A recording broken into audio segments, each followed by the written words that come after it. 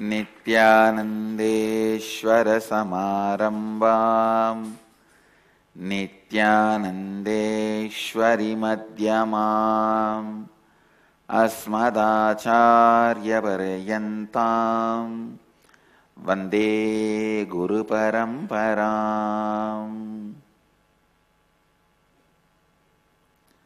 I welcome all of you with my love and respects.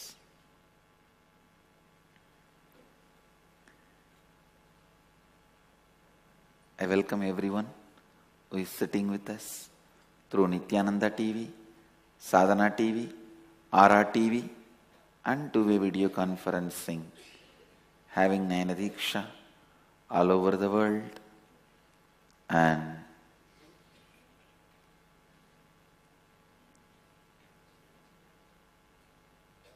let me enter into the Upanishads. Isavasya Upanishad.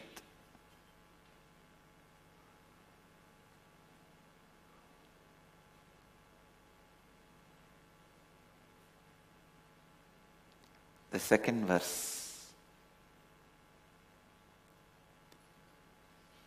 Kurvanneveha karmani chichivishechadagun samaha evam tvayinanyatetosti na karma lipyate nare.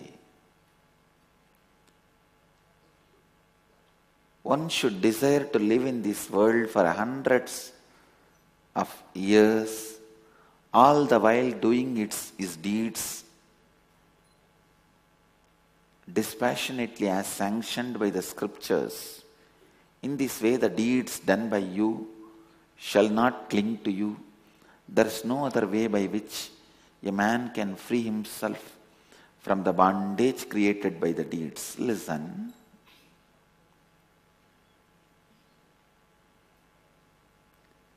Let me explain what is karma. Karma is the bondage created in you by your commission or omission of certain acts which is incomplete with your own cognition about life. Listen, if you think money is life, some of the acts you did which did not bring money to you, or some of the acts you did not do, again, which deprived you from money, commission or omission of certain acts, which is incomplete with your concept of life, is karma. And any commission or omission of the acts which is in sync and complete with your concept of life does not bring you any karma. It does not bring you any incompletion. Commission or omission of acts which brings incompletion with your concept of life is karma. Now,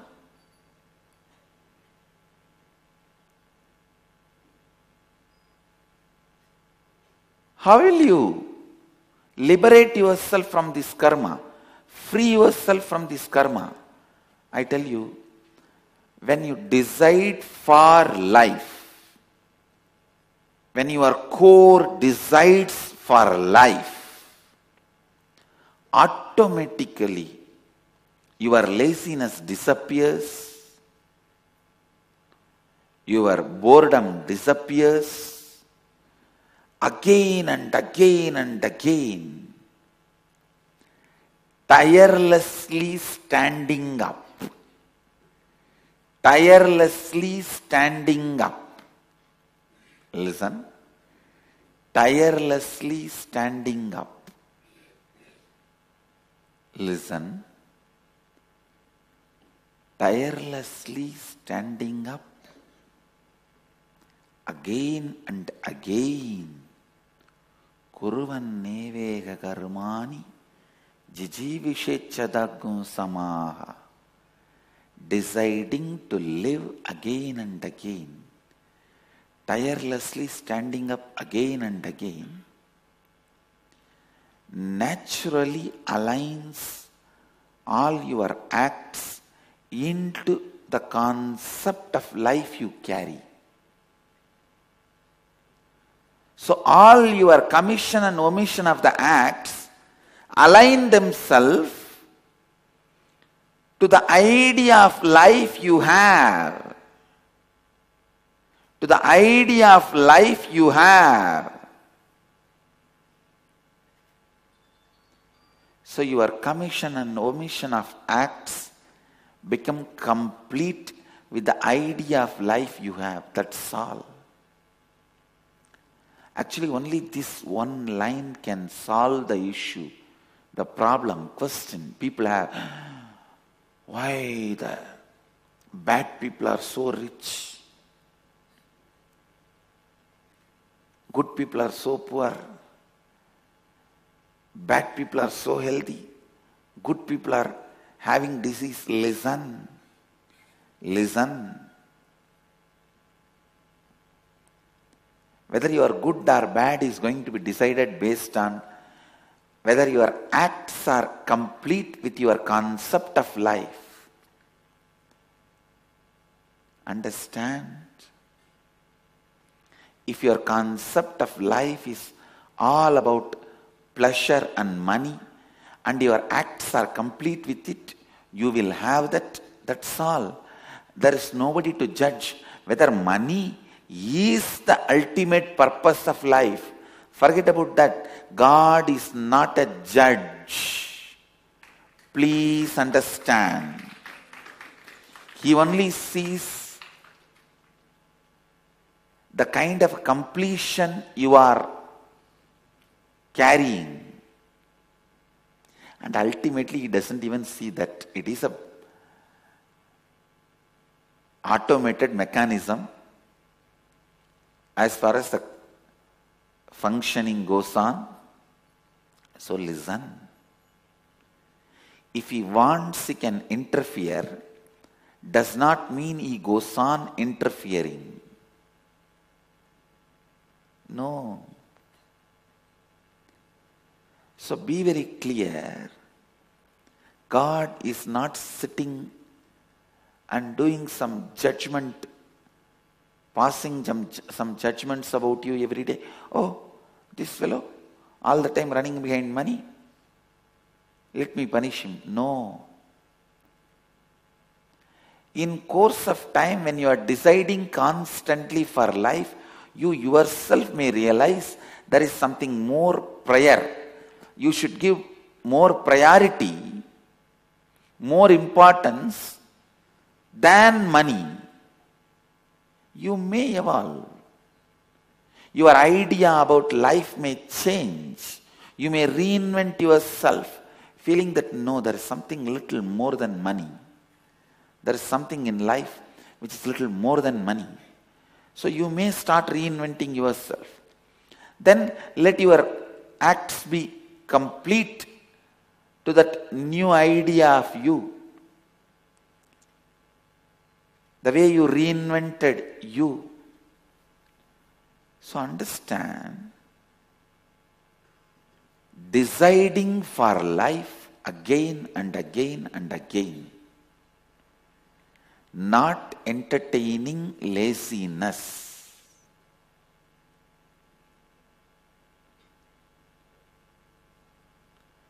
not entertaining boredom,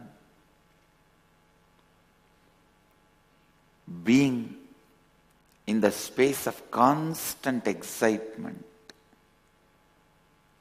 being in the state of constant passion, compassion, excitement.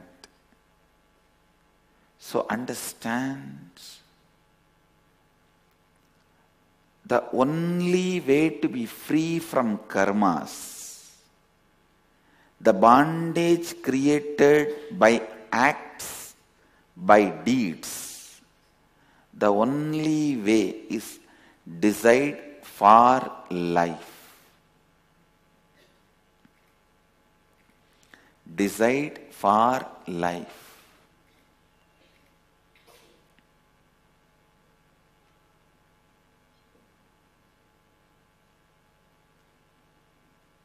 God is not hard power in Hinduism, in Vedic tradition. Listen, I am defining two words: hard power, soft power. Hard power means a political power where the administration, bureaucracy, law, court, punishment, reward, all this exists. You have to do this or you will be prosecuted and put in the jail. You should not do this or you will be prosecuted and put in jail, tortured. You may be even hanged. This is hard power. Soft power is the spiritual power. Thousands of people, I can say in a way, even millions of people do whatever I am saying in the morning satsang. I don't have any hard power over them. Sometimes I am just sitting in this hall in Biddi and say, please close your eyes and start inhaling and exhaling and chant Shivoham. I can see all over the world thousands tying the eye band and closing the eyes and inhaling and exhaling, start chanting Shivoham. There is no hard power. If they don't do, there is nothing like they are going to be prosecuted, punished. No. It is soft power. Where, if they do, they raise themselves out of their own inspiration. Voluntarily, they come and learn to evolve themselves, raise themselves. In Vedic tradition, Mahadeva is not hard power, he is a soft power, sitting in Kailasa and teaching. Indra is hard power, not Mahadeva. Understand, the concept of God in Vedic tradition is so beautiful, so subtle. Because the concept of God is a soft power, we also had always soft power all over the world. We have not sent a single soldier, but we are ruling whole China for last 1,000 years culturally. We have not sent a single soldier across the border. But the whole China is living for last 1,000 years as we want. We just sent one young man from Kanchipuram, Bodhidharma, over.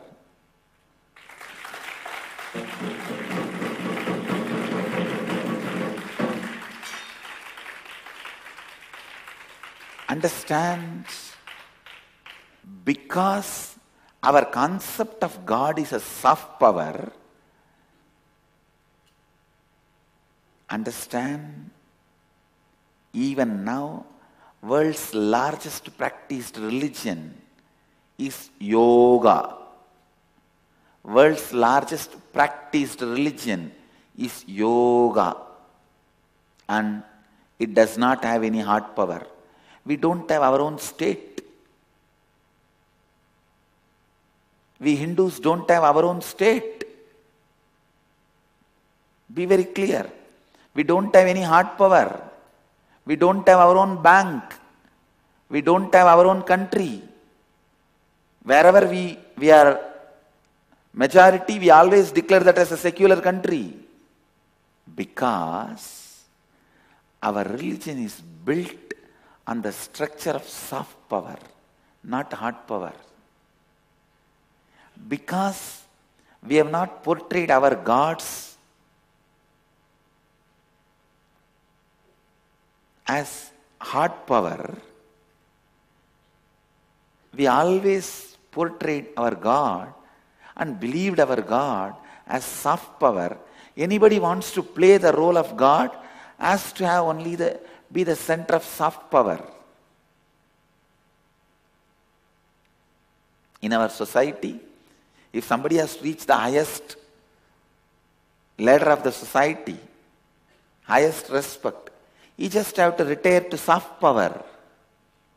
Hard power was never our ambition. It was never part of our ambition. Understand? Buddha ruled practically whole Asia. Not because of hard power. If he was having hard power, he would have been ruling just his kingdom. Just his kingdom.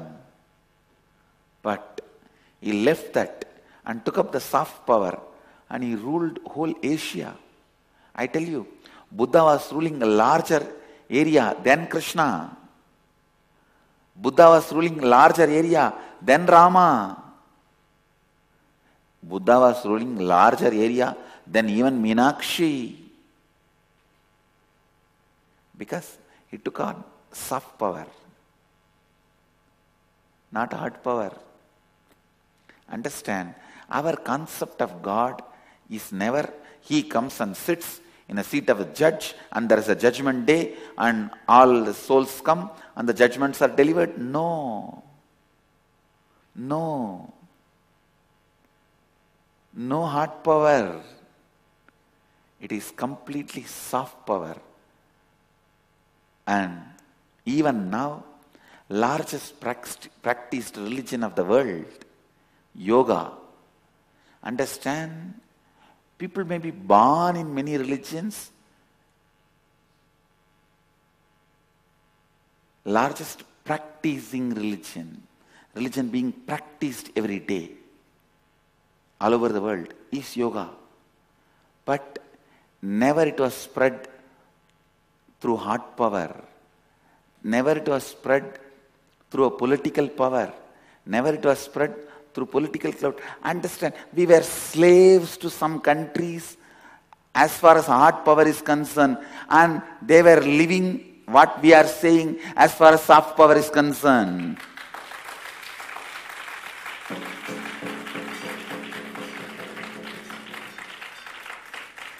Understand?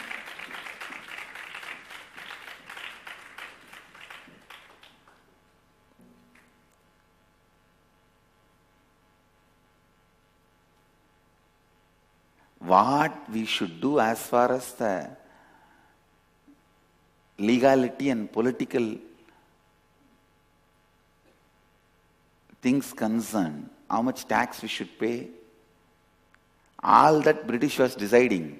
But what he should do as far as his body and mind concerned, we were deciding. Understand?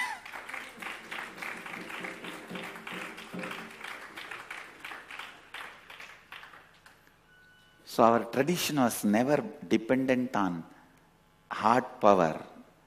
That is why we never cared about hard power. We let anybody rule this country for thousands of years. I am not saying that is right. I am saying the root of that thinking setup, the root of the thought trend. Originally, anyone who starts thinking in Vedic tradition comes only to the conclusion of soft power.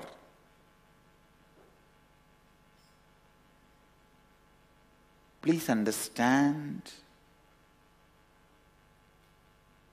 Finally, I am not going to judge whether hard power is right or soft power is right, all that. I am just explaining to you the mental setup.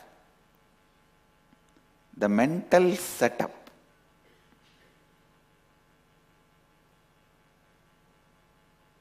Are the conclusions we come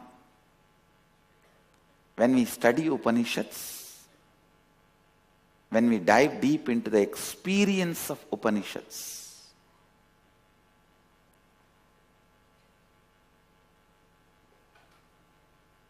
God is not hard power. He is the source of soft power. See Mahadeva, he sits in Kailasa. He doesn't control all the Akilanda, Andanda, Bhuvananda, Brahmanda, all the universes, worlds, planets. No. He just sits in Samadhi. Once in a while he opens his eyes and teaches in silence. And again when people have a problem, they come to him and he blesses them, attends to it. Again relaxes into Samadhi. The very description of God is soft power.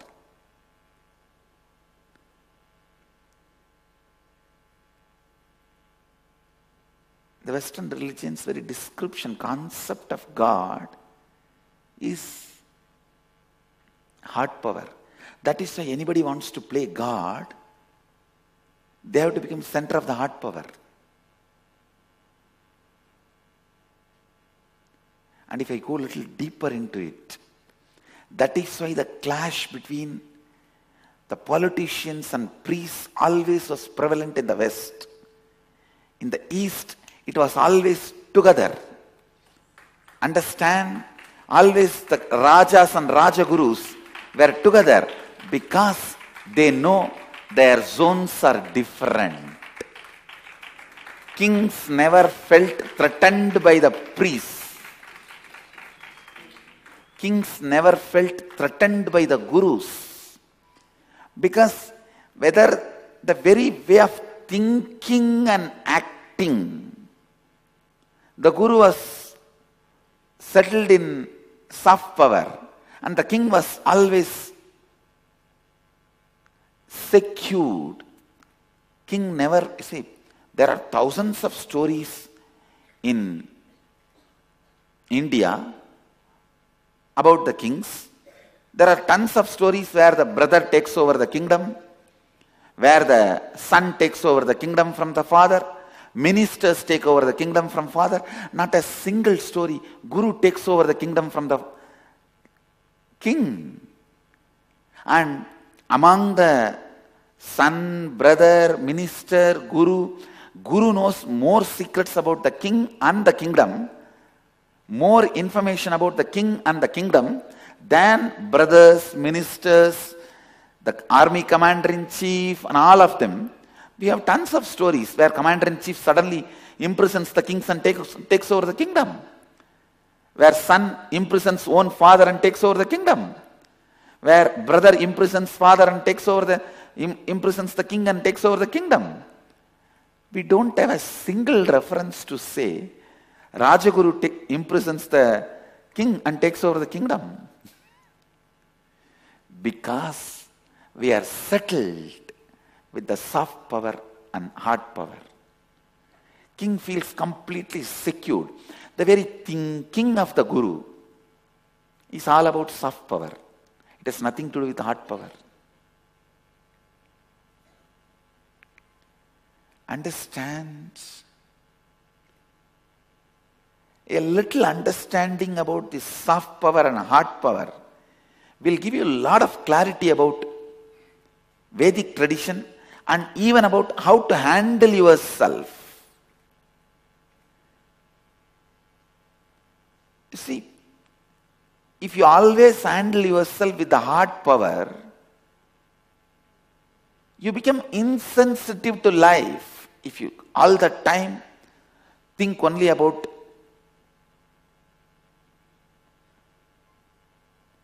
law and move only with that, then your whole life will be controlled only by law. I am not saying break the law. All I am trying to tell you is, let the soft power, the spiritual understandings and power decide many things in your life. Then the fear and greed of the hard power.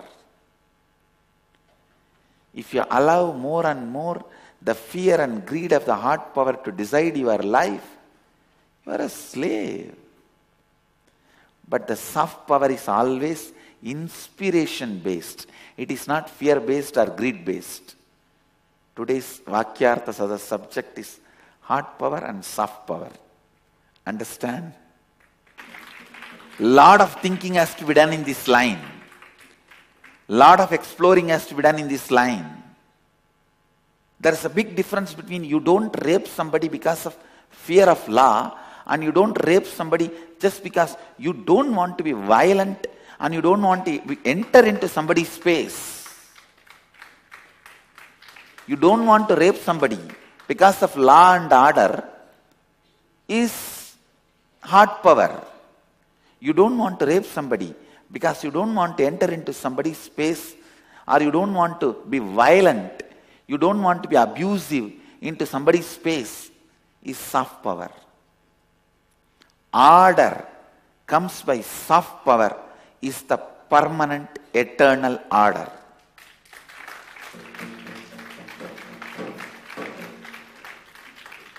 Understand, order never comes by hard power. It comes only by soft power. Maybe law and order can come by hard power, but order can come only by soft power.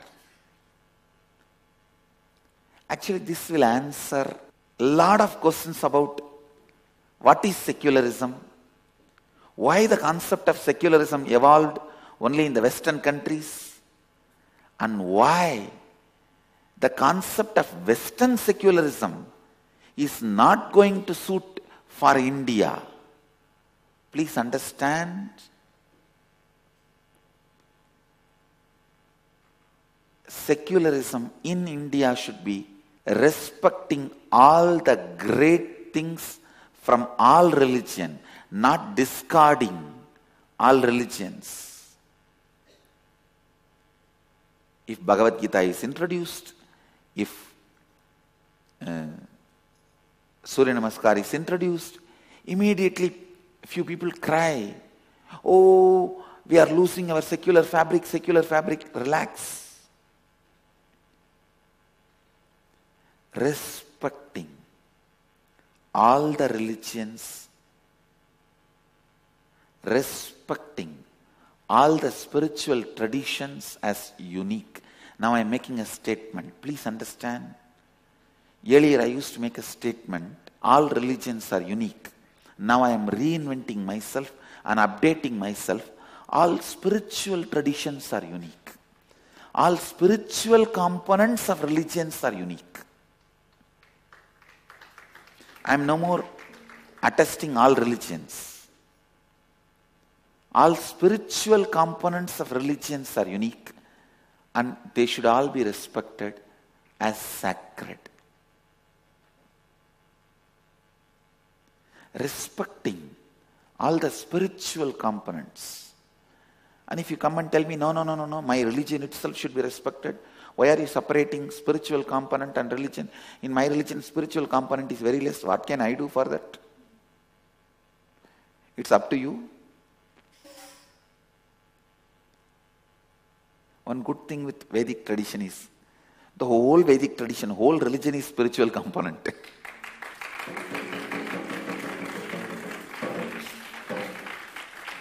The way you brush in the morning, the way you wash yourself, everything is spiritual. Listen, this contemplating and exploring on hard power and soft power will answer thousands of our questions. It will help us to think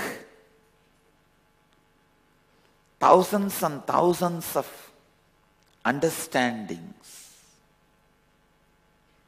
we have in life. It will actually answer thousands of your questions, and it will question thousands of your answers. Understand? A guru who only answers your questions will lead you to a cult. A guru who questions your answers also only will lead you to culture. A guru who answers only your questions will lead you to a cult. A guru who questions your answers also only will lead you to a culture. If I have to give a simple difference between spiritual component and religion. Wherever the truths are given to you for you to assimilate and develop your thinking from perception to fact, fact to truth, truth to reality. It is spiritual. Anything other than this is religion. That's all. Understand this hard power, soft power. Thinking need to be done a lot in the Vakyartha Sadas. Only then you will understand the uniqueness of Vedic tradition. And why we have so much of freedom? Because our religion was never used by its founders or its preservers to control people. Understand? Religion was never a tool for us to control people. Rameshwaram to Kedarnath, the morning till night, the actions of people are same, but we had 54 deshas.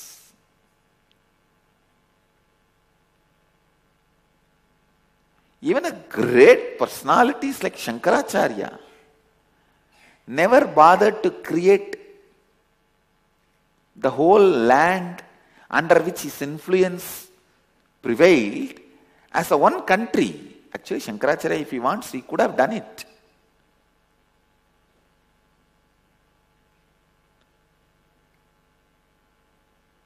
And Jnanasambandar, when he cured the Pandya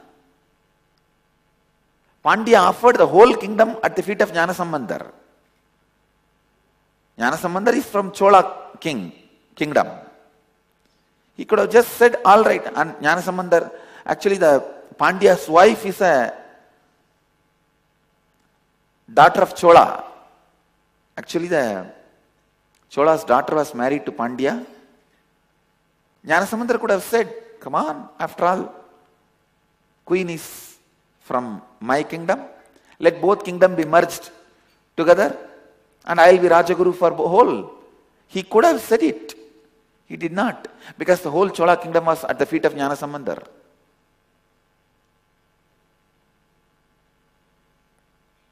He didn't. He just said, no, you continue to rule. I will appoint a Sannidhanam who will be Rajaguru for you and guide you. That's all. Understand, we were so clear. We are not interested in hard power. We are only interested in empowering, inspiring, raising human beings.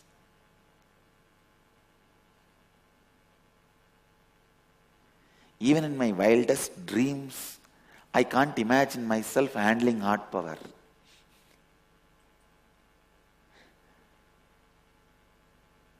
Because we are so clear. Soft power means deciding for life. Hard power means controlling. Hard power is always about controlling. Soft power is always about life, inspiring, liberating, enlightening, freeing.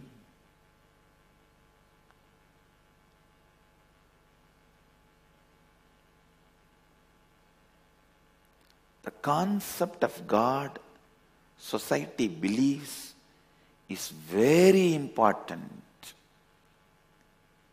That holds the key of the whole social structure. structure. Please understand. Don't even think the concept of God is not that important. No.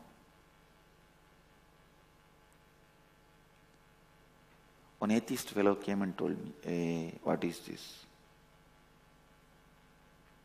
You guys, if you believe in Shiva, you have so many holidays, celebration, festival. If you believe in this God, you have so many holidays. That God, you have so many holidays.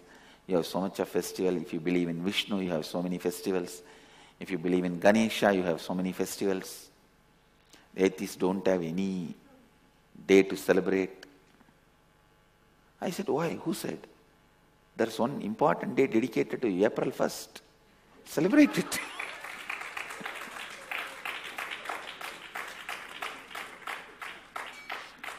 Atheists always run behind heart power. Because they are so empty inside. They run behind the heart power. And brilliant guy, the most intelligent guy, will be established in the soft power. And he knows life runs by inspiration.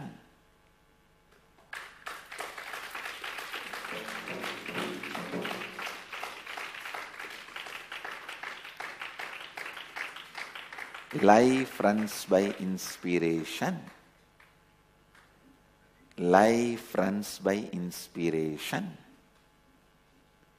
Nothing else. Nothing else. And nothing else. I tell you. Life runs by inspiration.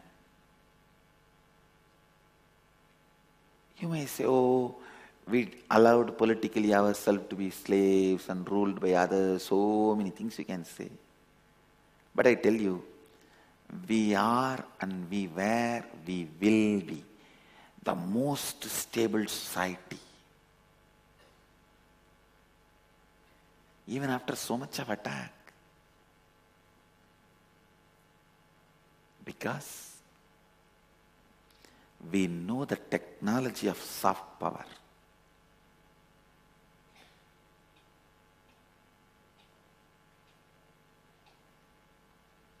When you decide for life inside you, please understand, even if it's a simple decision, you have a headache and you decide, I'll be free from it and I am going to clear it, I am out of it. Even that simple decision creates a ripple in the sun and the moon. Please understand, I am not teaching something superstitious. If you decide, I'll come out of my headache, I'll come out of my depression, that decision heals the hole in the ozone layer. It is directly related to the hole in the ozone layer, and ozone layer is healed. Sun is healed. Moon is healed. So understand, look into your life, work to be free from karmas, work for life, think for life.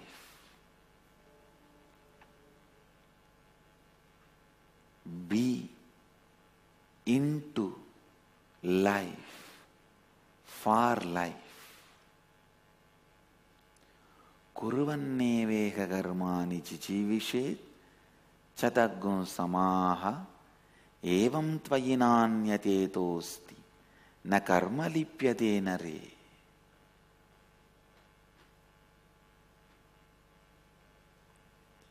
If you explore this one concept which I introduced today, soft power and hard power, you will understand the depth of Vedic tradition. Thousands of your questions. Why secularism evolved in the West, and why that concept of secularism is not the right thing for us in this country, and what kind of a secularism we need to evolve for ourselves. All these questions will be answered. All these truths will be revealed to all of us. The inclusive secularism is what is going to work out for India. Not using the word secularism excluding. No. Inclusive secularism.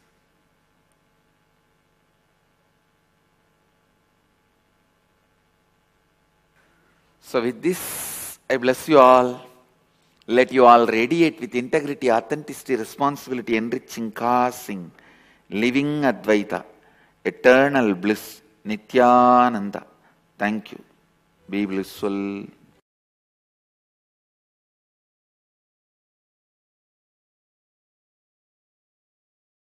Nityananda Dhyana Peetham, Nityananda Nagar, off Mysore Road, Bidadi, Bengaluru.